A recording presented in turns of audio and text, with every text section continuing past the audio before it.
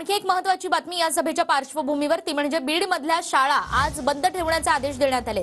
जरांगेंच्या सभेच्या पार्श्वभूमीवर शाळा बंद असल्याची चर्चा आहे। तर शाळा बंदचे आदेश देणाऱ्या अधिकाऱ्याला निलंबित करा अशी मागणी ॲडव्होकेट गुणरत्न सदावर्ते यांनी केली आहे। आज बीड मध्ये मनोज जरांगे पाटील यांची इशारा सभा आहे। उद्या अल्टिमेटम संपतोय आणि त्यापूर्वीची ही इशारा सभा, या सभेदरम्यान जी काही एकूण नियोजन आणि तयारी सुरू आहे त्या पार्श्वभूमीवर आज बीड मधल्या शाळा बंद ठेवण्यात आलेल्या आहेत अशी चर्चा सुरू आहे आणि त्यामुळे शाळा बंदचे आदेश देणाऱ्या अधिकाऱ्याला निलंबित करा अशी मागणी आता गुणरत्न सदावर्ते यांनी केलेली आहे।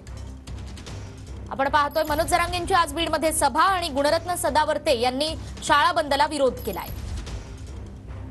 मनोज जरांगे हा बीडला जाणार आहे आणि उद्या त्याची काही सभा आहे आणि 23 डिसेंबर 2023 रोजी शिक्षणाधिकारी शिंदे यांनी जे आहे शाळा बंद ठेवण्याचे निर्देश पत्र काढून देण्यात आलेले आहे। मला हे समजत नाही की अधिकारी असं का वागत आहेत। ह्यापूर्वी देखील म्हणजे परभणी जिल्ह्यामधल्या मुलांना दप्तर याच्यावर ठेवून खांद्यावर ठेवून ते आंदोलनस्थळी आणण्यात आलं, सगळ्या जाती धर्माच्या मुलांना।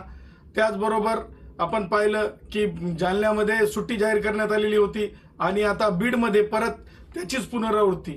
मला असं म्हणायचंय, राईट टू एज्युकेशन ह्या संविधानिक अधिकार आर्टिकल 21A नुसार अशा प्रकारे ह्या कारणांसाठी शाळा बंद ठेवणं हे अत्यंत गैर आहे।